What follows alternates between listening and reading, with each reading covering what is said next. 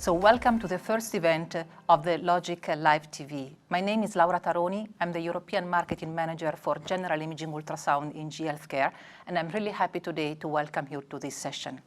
So what is LOGIQ and why a live TV?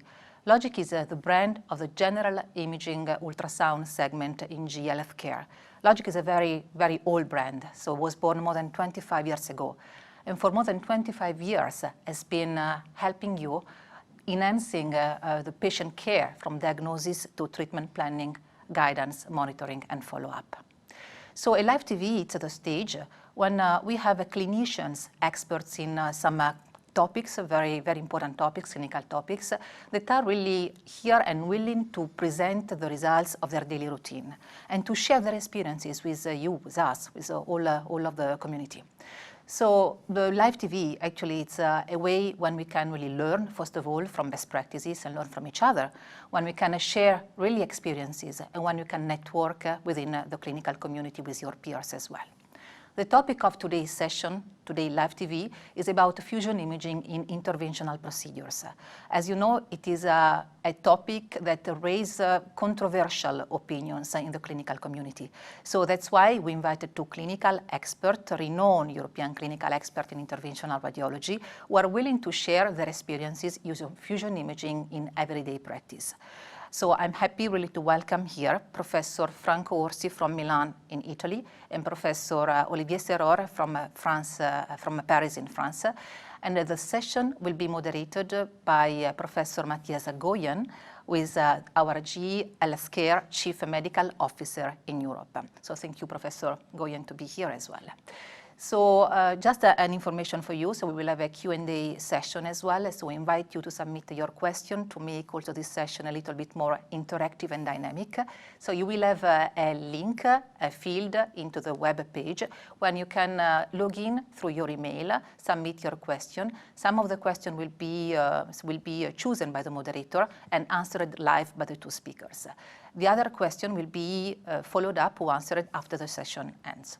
So thank you very much for joining the vision, for joining the session, and I wish you really to enjoy and to have a fruitful session. So I will hand over in a few seconds to Professor Matthias Goyen for his moderation. Thank you.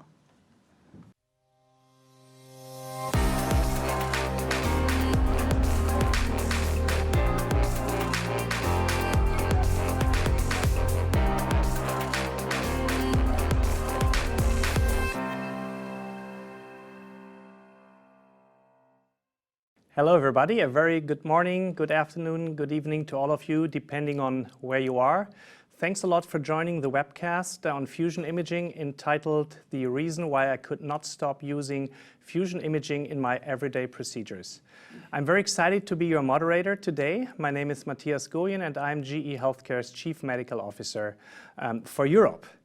Today you will hear and learn from two interventional radiologists with different settings and different imaging equipment, but for sure the same enthusiasm about fusion imaging. Both have kind of embraced and integrated this exciting technique into their daily clinical routine, and we will hear what they like about it. We'll also hear about the challenges right at the beginning and probably some challenges they still have in their daily practice. Over the last decade, fusion imaging by means of CT, MR, combined with ultrasound has really found its way into clinical routine. It's fast, it's accurate, and patient can be treated in an interventional way. By the way, interventional radiology, and especially the field of interventional oncology, is one of the fastest growing fields in medicine. Main applications for fusion imaging techniques in the therapeutic area are indications to treat liver diseases, but this is not restricted to the liver. Interventional radiologists can treat kidneys and lungs, etc. So I would now like to introduce our first speaker, Professor Franco Orsi. Professor Orsi is the chief of the Division of Interventional Radiology at the European Institute of Oncology. He joins us from Milan, Italy.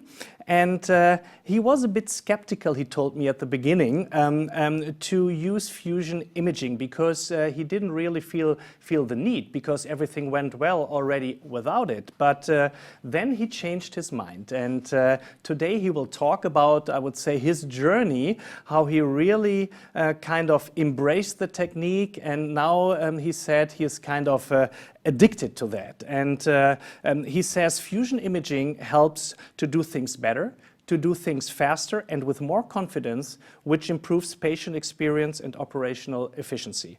Professor Orsi, we are looking forward to listening to your presentation. Thank you, Matthias. Thank you very much. And yes, you're totally right about the story that was skeptical at the beginning. I would just introduce the environment I'm working in. This is the European Institute of Oncology. Milan is a private comprehensive cancer center working with together with the public health system in Italy. So as you can see, the Department of Interventional Oncology in our hospital is very huge. We have an interventional radiology team involving 7 interventional radiologists, a pool of 8 anesthesiologists, 8 nurses, 6 technicians, all together providing main clinical activities. The start, of course, with the consultation office. Then we have outpatient care. We do around 1,400 biopsy, ultrasound-guided biopsy per year.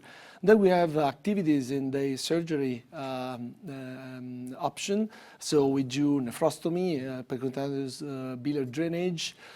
The core business of our activities for sure is interventional procedures for our cancer patient. Then we own our ward for our own patient. So we have to manage our patient in our ward. Of course, we deal with the multidisciplinary tumor boards. We have different tumor boards, GI, GU, neuroendocrine tumor. And of course, we have to deal also with the emergency procedures.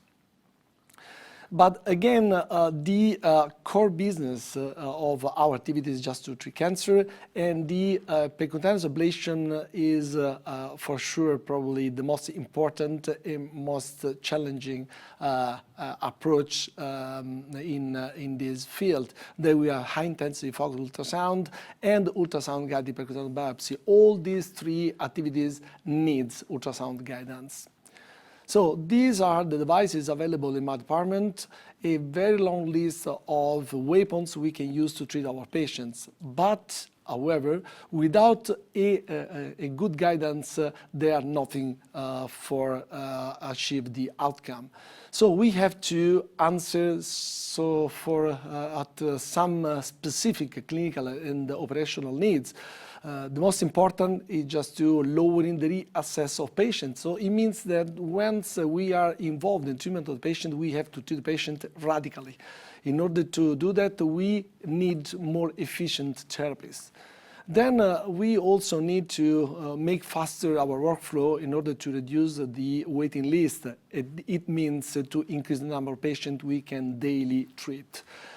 Last but not least, the safety. Safety approaches means reducing complication. That means to increase the cost-effective ratio. So, because ablation, percutaneous ablation is done only by using image-guided approach, by improving the imaging, of course, we could improve also the outcome. And this is the trend of our activities. As you can see, from 2013 up to now, there's a huge improvement of numbers of our activities, and the numbers are not including the macro activities like biopsy. So huge activity thanks to improving in our imaging guidance. This is the brand new interventional radiology facility, one of our 2 rooms. As you can see here, there's CT scan, there's a fluoro, and there's an ultrasound all together connected, and the respiratory machine for general anesthesia. So percutaneous thermoablation is our core business, and of course we need a more and more precise guiding for a more and more effective outcome.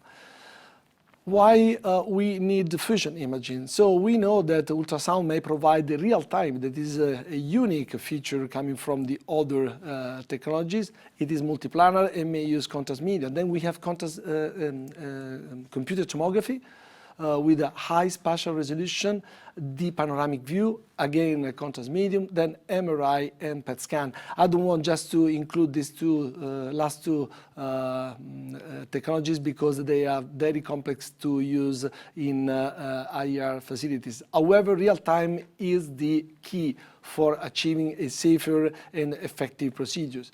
So it is essential for a safe, effective guidance of any percutaneous approach. So how to use real time in our daily practice by increasing also the conspicuity of our view, by fusing the two modalities. So we can take advantage of the real-time multiplanar feature coming with the ultrasound, merge with the spatial resolution and axial view, panoramic view of computed tomography, put together in the same machine. As you can see, we can use in the GE machine, the LOGIQ 9, LOGIQ 10, we can use the Omnitrix.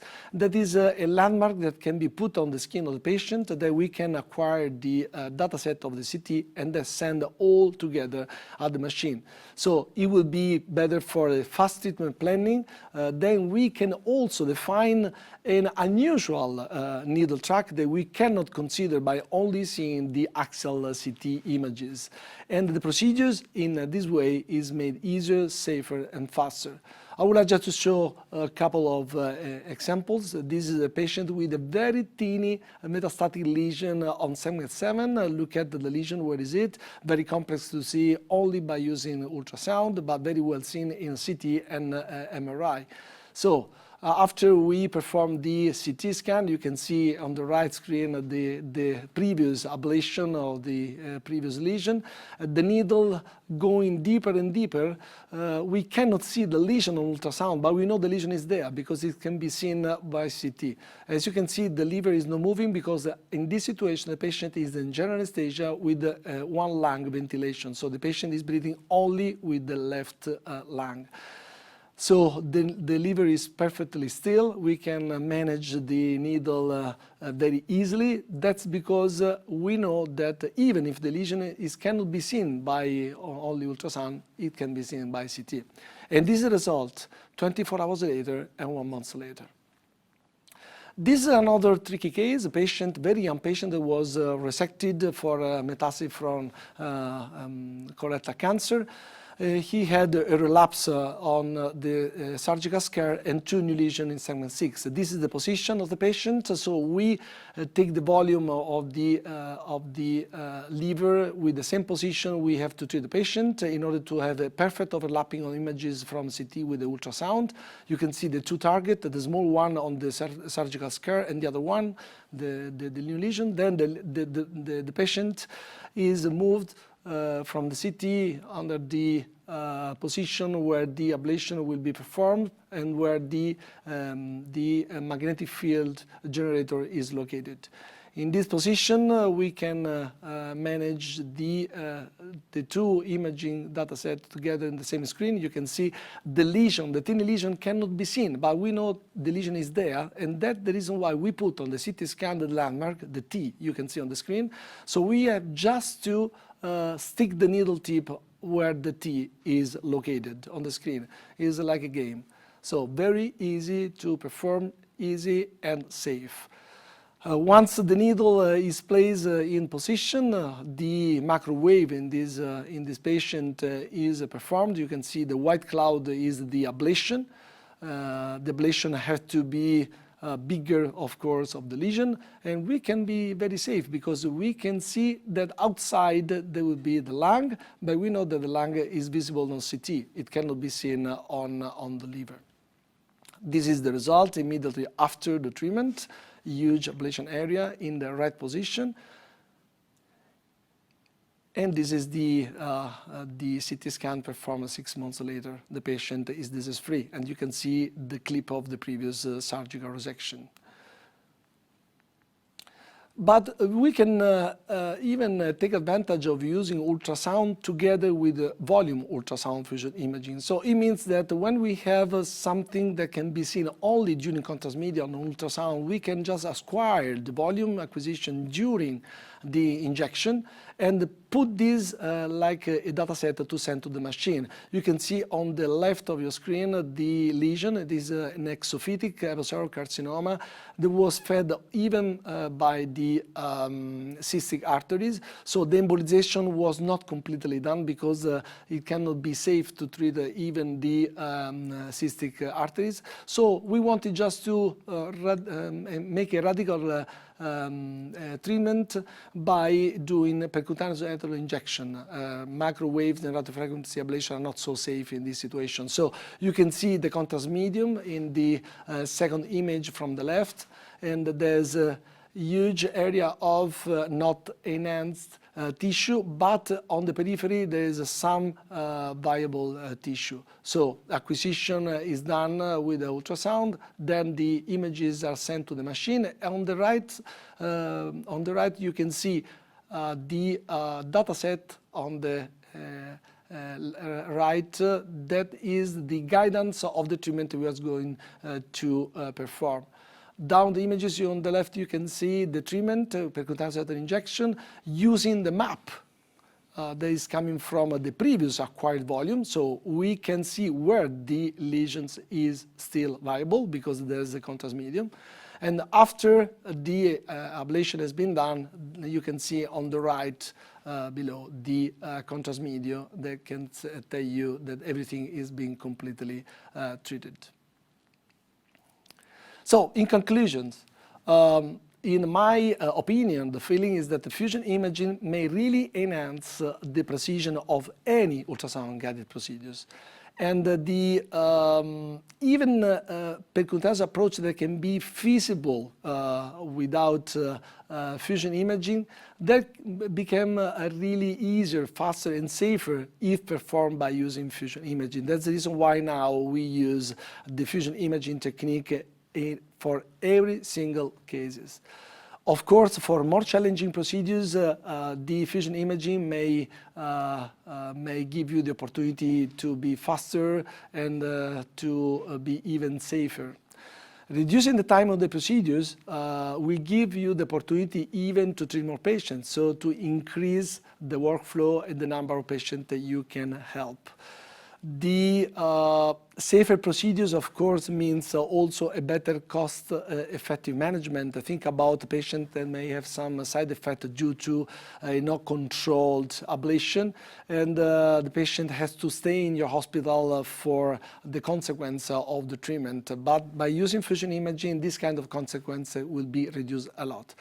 So at the end of my talk, I can tell you, yes, you're right, Matthias, I can no longer do anything without it. It is really, really addictive. Thank you. Thank you very much. Thank you so much, Professor Orsi, for sharing your experiences with fusion imaging. Awesome presentation. During your presentation, a couple of questions came in from the audience. But let me ask you the first question. I mean, whenever you do something new, you have a learning curve. And we all go sometimes to this, through this valley of tears, I would say. So at the beginning, you have a new technique. It probably even takes longer. You are disappointed. Can you elaborate a little bit on that? How quickly you adopt it, and now you really are an ambassador of this technique, I would say. Yeah, the real story, Matthias, is that we started to use fusion imaging a long time ago, much earlier than 2013, with a different brand, different machines. At the time, technology was not mature enough to help you in doing a registration between CT scan and ultrasound in a very short time.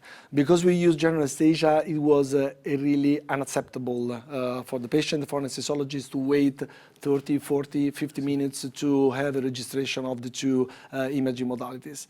As soon as we adopted the LOGIQ 9 was the very first one using a really active fusion imaging tools, it was very easy. I can tell you, you don't need a learning curve because you have just to put the Omnitrix on the skin, on the surface, push to two buttons and everything is done. So learning curve is absolutely not an issue now with this system. Right. We have a question from Spain, actually. How precise is the overlapping of CT, MR, and ultrasound now with the new equipment you have? I can tell you when the patient is in general anesthesia with the liver very still because he's breathing with the other lung, the precision is absolute. So I can tell you probably we may have a gap of 2-3 millimeters. However, it is not so important, this precision, if you have to perform the ablation, because the area of ablation is usually to be bigger than the lesion, of course. One of the most important features I can see coming from this technology is that you can realize there will be many other approach to the lesion rather than the ones you can see only with the CT scan. It is unbelievable because sometimes you think you cannot reach the tumor with the needle, but as soon as you turn on the system, you can see the tons of different approaches. So that's the most important feature coming to me, coming with this technology. Right. And another question, in which situations do you think is the fusion tool really mandatory? I mean, when you think back before you had it, there was nothing at all. Now you use it in almost every patient, but in which situation is it really mandatory, you say? There's so many situations where I think now for me is mandatory because I mean it will be easier any procedures by using fusion imaging. But however, of course, as I showed you before, when you have tiny lesions only visible on CT and you have the lesion very deeply located, I mean, the fusion imaging may really help you in doing the procedures really easier and faster. So in this situation, you cannot avoid to do that. Or when you have to use more than one needle, because you have just to consider the geometry of the position of the needles. Right. I have another question that just came in. Why did you not use contrast for visualizing the hidden lesions in ultrasound? I use contrast medium in ultrasound almost always. However, it is one of the weapons we use just to identify better the lesions, but it's not enough. Even because the contrast medium will last for a few seconds. I can tell you a couple of minutes. After that, you cannot see again the lesion, or sometimes if the lesion is too deep, sometimes the contrast medium cannot help you because when it's too deep in the liver, contrast medium cannot be very helpful for you. Right. Listening to you, Professor Orsi, I really can tell you are addicted, and quite frankly, you don't want to be cured from this addiction. So I have another question that says, are there any limitations to the technique? I mean, you're a clear ambassador, but if you look into the crystal ball, what would be exciting features in the future, or what can you not do right now? I can tell you the limitations at the beginning of our activities were a little bit more than now, because as soon as you became familiar with the system, you can go farther and farther doing more challenging procedures. Sometimes one limitation is when you need to do hydrodissection. Hydrodissection is something that we have to perform to put some sensitive structures away from the area where we have to perform the ablation. In this situation, of course, when you put the water, the anatomy will change a little bit from the initial CT dataset. So in this situation, if you are lucky enough of having the CT scan in the treatment room, as we have, you can just redo a CT scan for having the real situation at the time of ablation. Otherwise, you have to be a little bit more safer and carefully placing the needle, because sometimes you may have not a perfect overlapping of the system of the two images. Right. And I see we have a final question probably here from the audience. Where do you have to place the Omnitrix? Yeah, this is a good question. Mm-hmm. That's a good question because Omnitrix has to be close to the probes, because to the probes and to the magnetic field. So you have to plan where to put the lesion. So before doing every procedures, we plan before how to put the patient. So If the patient has to be in, I can tell you, lateral position, we used to put the Omnitrix on the ribs. It is important that the Omnitrix will be very fixed because any small movement may change the registration with the CT. But as soon as you start to having a little bit more experience, it will be very easy, very easy. Right. Thank you very much again. I see there are a couple of other questions, but please be assured we will answer these questions after this webcast. Again, thank you very much, Professor Orsi. Awesome presentation, awesome setup you have in Milano. Congratulations. Thank you. So let us proceed to the next speaker, and it's a great pleasure for me to introduce to you Professor Olivier Serroir. Professor Serroir is the Chief of Interventional Radiology Unit at the University Hospitals AP-HP.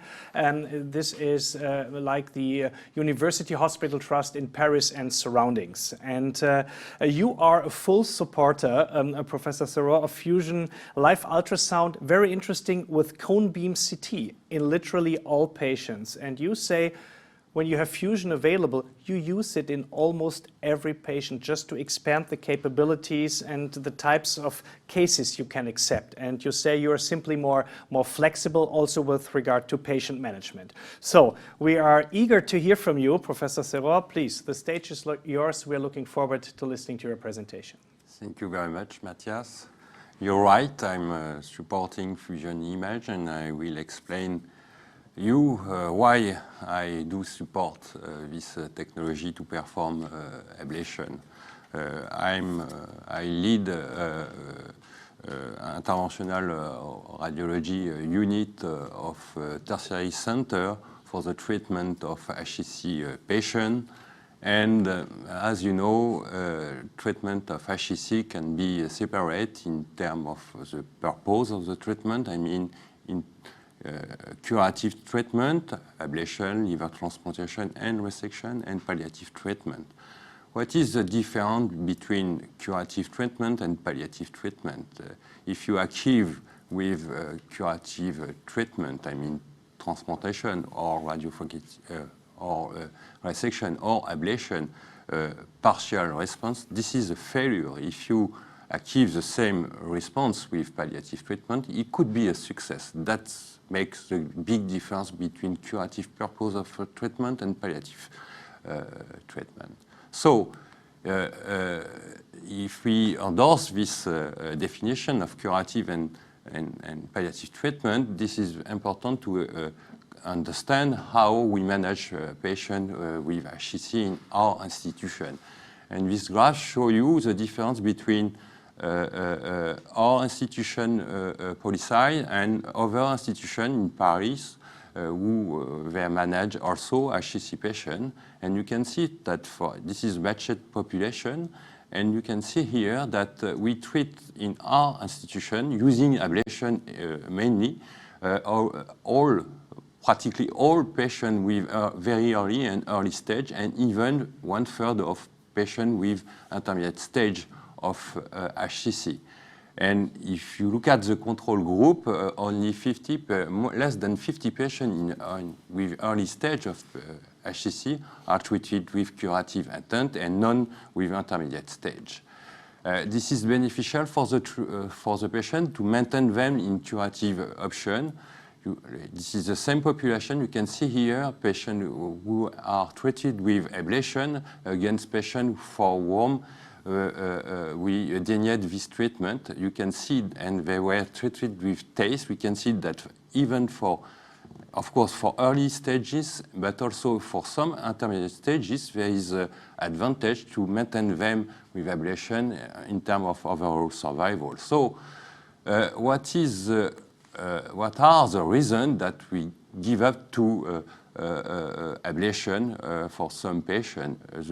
One of these reasons is the fact that some targets are invisible with ultrasound. And this is the experience of one very experimented center in Korea. You can see that 26% of patients are denied for ablation because the target is inconspicuous with ultrasound.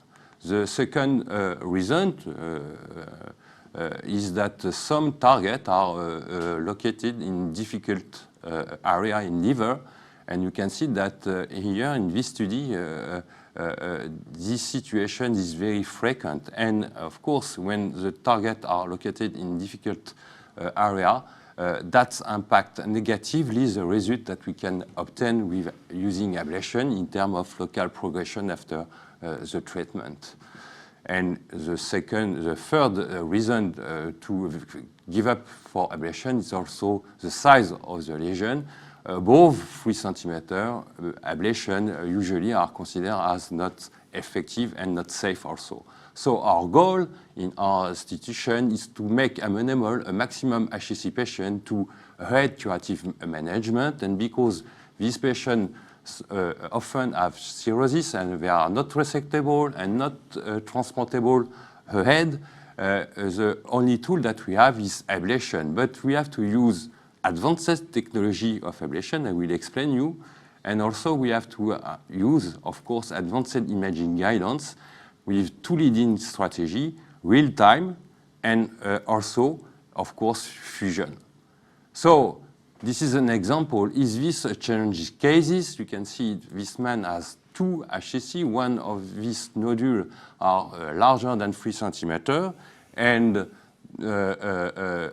some of and located in centrally. This is not safe for thermal ablation, for example. And in addition, you can see that some lesions are not visible with ultrasound.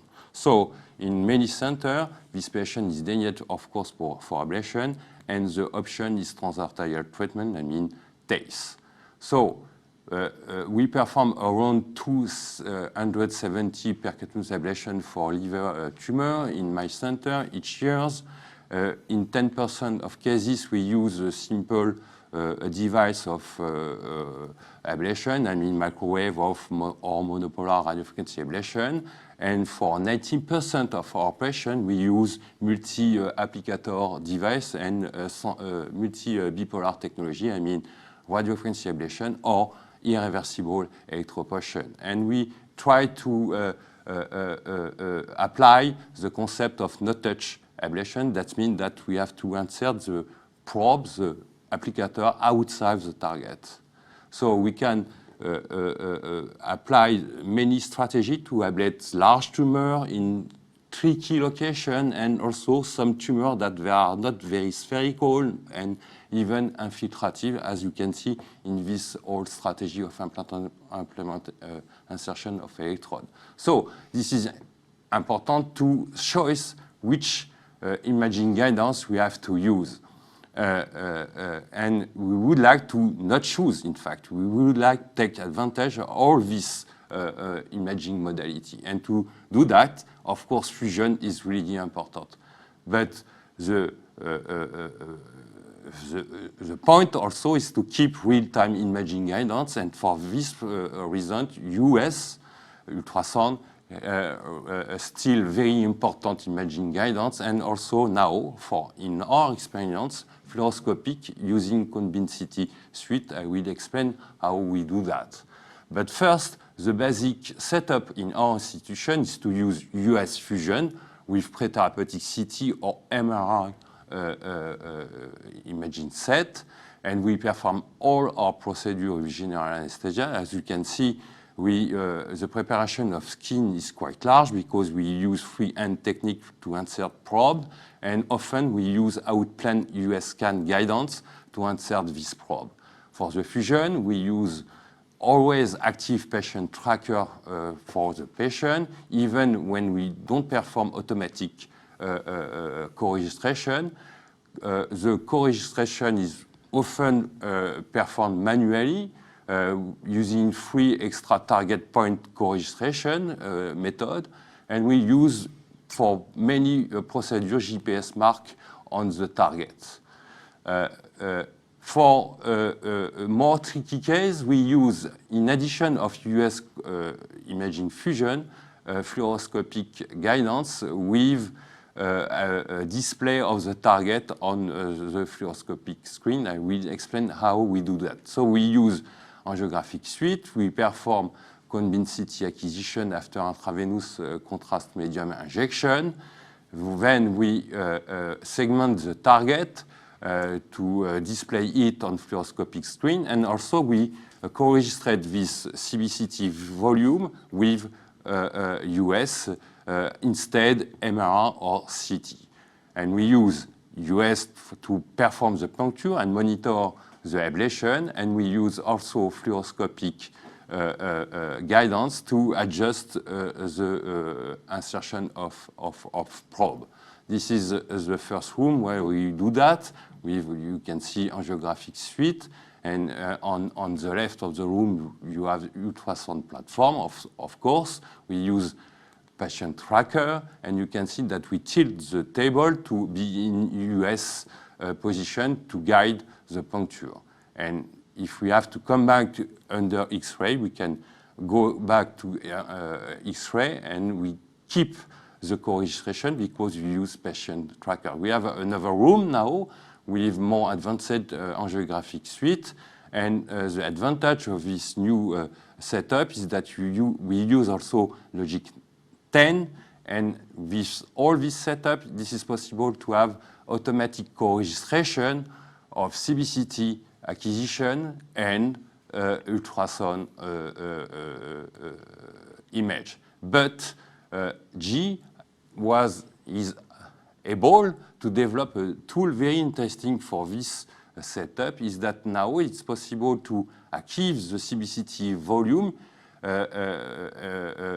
in a small field of view, and without have in the same volume the target and the patient tracker. This is very important because we fail often with CBCT acquisition for this limitation. This is no longer a limitation to achieve automatic co-registration with CBCT volume and US imaging. As you can see here, we have automatic co-registration, quite nice, with CBCT acquisition with intravenous injection. And then we can put, of course, 3D GPS marker on the tumor, and we can see secondary the small tumor that was not spontaneously visible with ultrasound. This is very convenient. So why we have to use two kind of imaging guidance in real time? First, cross-sectional with US as commonly the common advantage everybody knows is that we can select easily the entry point, and we can target, of course, the tumor, as you can see here. But what is interesting with fluoroscopic guidance, when you have to insert several probes, is that we can check very easily the parallel course of all the probes and also the depth of the puncture more easily than with cross-sectional imaging like US. So this is very interesting to combine these two kinds of real-time imaging guidance to perform such a tricky ablation with multi-applicator ablation. This is another tool interesting by using CBCT acquisition and fluoroscopic guidance. Is also the possibility to have a stereotaxic reconstruction of the needle using just two incidents of fluoroscopic view. As you can see here, we have already inserted 5 IRI probes, and we want to know if we have enough probe to cover all the tumor located very high in the liver, as you can see. And we can reconstruct all the needle, and in the previous CBCT acquisition, without perform a new acquisition, we can save radiation dose, and we can see in this case that it was not enough needle to cover all the tumor. This is now good, and we have inserted one more needle, and now we can go and done the procedure, and it was the result that we achieved by performing with IRI. This is our result with this technique, and you can see that we can achieve in very tricky case almost 90% of complete response, and with time of puncture acceptable, quite short even. So if we go back to our cases, the question was, is this patient amenable to ablation? If we use all these tools, I mean advanced technology for ablation, here HARI, two procedures of HARI, and double real-time guidance using Fusion, you can see that we were able to achieve complete response of all the tumor without resort to TACE. So I would like to finish with a take-home message. I will say that multimodal US fusion for liver ablation is now a major tool to improve technical feasibility of ablation. It is mandatory to push out the indication of ablation for the management of this patient. I recommend to use that systematically by experts, but also for the junior, whatever the assumed, I say clearly, assumed difficulty of the procedure. And of course, patient active tracker is not a tool just to perform automatic co-registration, but it is very important to use that in every case to keep the co-registration and to save time for the procedure. Thank you very much. I thank you, Professor Serra. Really amazing what you're doing in your institution here in Paris with regard to fusion imaging. Congratulations. I saw during your presentation a couple of questions coming in, and the one question that I wanted to ask you is from Finland, if I see it correctly, saying, do you systematically use ultrasound fusion when you perform a liver ablation, or do you only use it in inconspicuous ultrasound cases? Good question. As I tried to explain during my presentation, I think first that we assume that some procedure could be easy, but in fact, some procedure assumed to be easy can turn out in very tricky procedure. And we are happy in these cases to have available co-registration and use fusion image. So I recommend to use that tool systematically, and the other advantage to use that systematically is to be skilled with the technology, to be aware of the limit of the technology, and this is very important to know that and to be familiar with that, because when we have to perform tricky case, we have to keep in mind all this limitation, and we can have that in and understand that if we perform for all the case, even for easy case. Right. Compared to Professor Orsi, you are using cone beam CT, and there is a question: is the resolution you can achieve with cone beam CT, are you happy with that? Is it okay compared to the CT we know? Yes. So I think we have to keep in mind that we perform interventional radiology and not diagnosis radiology. So the level of information that we need to perform ablation is not the same for interventional radiology. For interventional procedure, CBCT image are provide sufficient data in terms of spatial resolution, and even in terms of tissue contrast if we use good protocol. I will add that angiographic suite is more convenient for access to the patient. For anesthesiologic team, we can save time, we can save probably a radiation dose. Many advantage to use CBCT than CT. Of course, this is just a question of experience of the teams, but I strongly believe that CBCT is an important tool and for interventional procedure. Great. I have another question for you. I took some notes about co-registration of ultrasound and this 3D image set. Sometimes there is, I can imagine, the need to adjust it during the procedure. Do you recommend that if you think it's necessary, or you better don't do it? What is your philosophy there? Yeah, you're perfectly right, Matthias. This is a critical point. If you perform a challenging case using such technology, that means often that the procedure can be length quite long time. And during long time of procedure with general anesthesia, this is possible that you have some displacement of the target of the liver, and you have always to check and monitor that. So, for example, GPS marker that we put on the tumor, but we can put also that on, for example, portal tract and things like that, allow us to check during all the procedure that there is no shift, no displacements, subtle displacements, and if we observe that, that means that we have to correct that.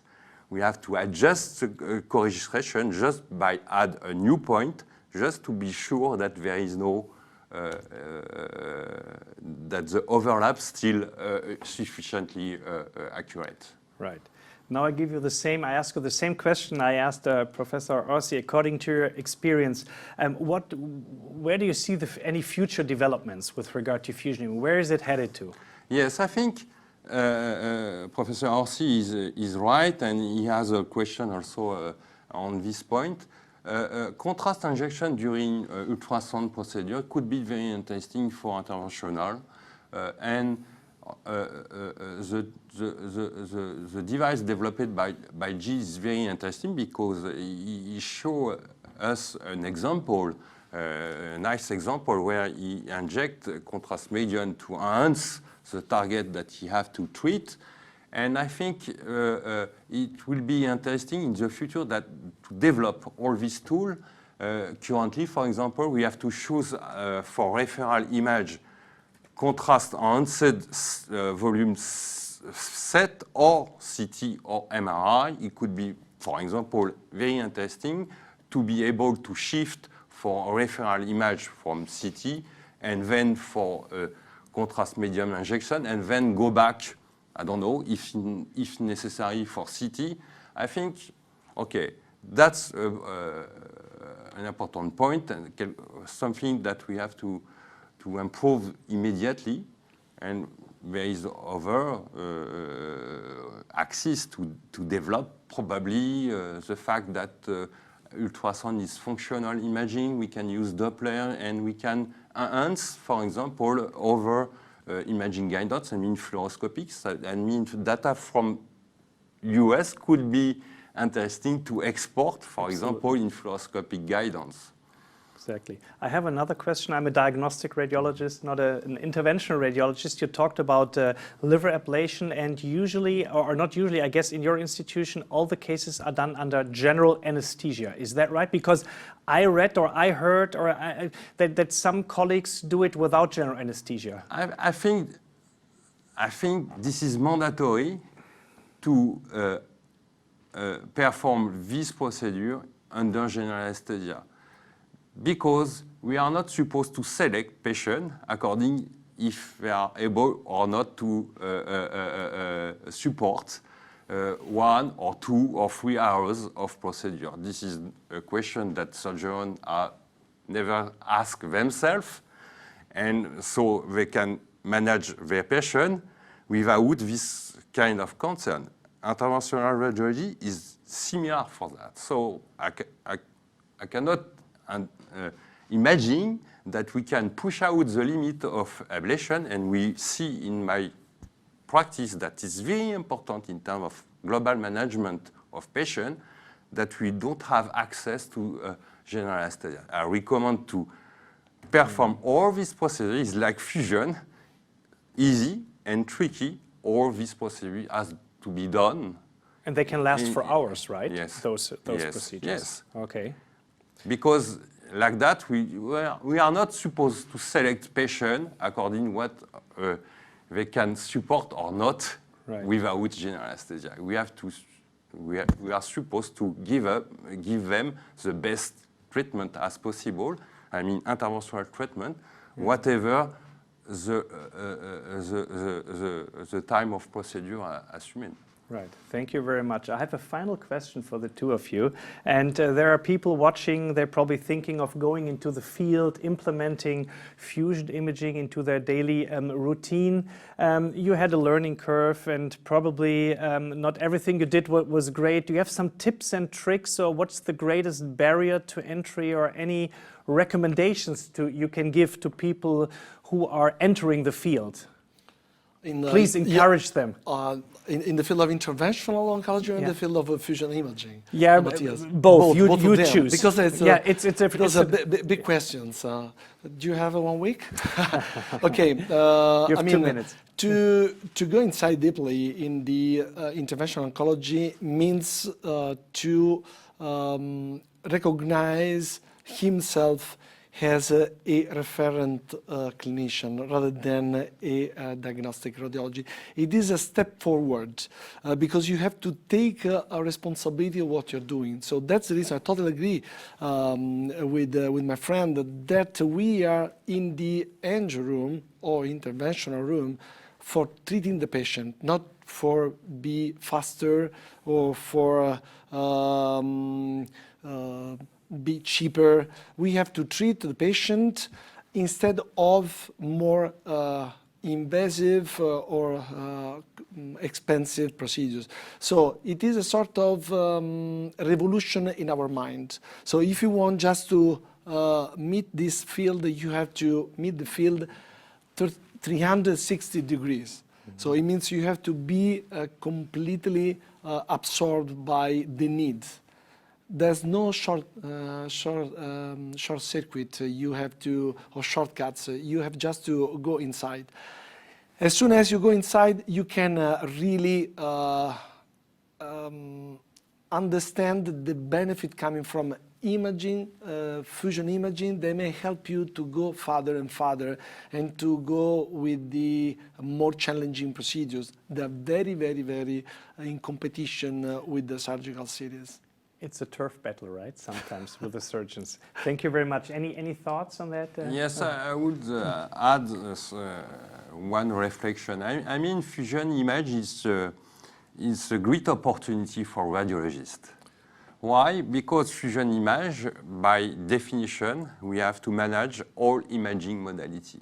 And in fact, radiologists have the advantage of their education. I mean, they are able to manage all imaging modality. And to understand how work imaging fusion, I believe that radiologists has big advantages. And radiologists, and of course, interventional radiologists. And I would say to the young radiologists that they have to still involve, of course, in ultrasound.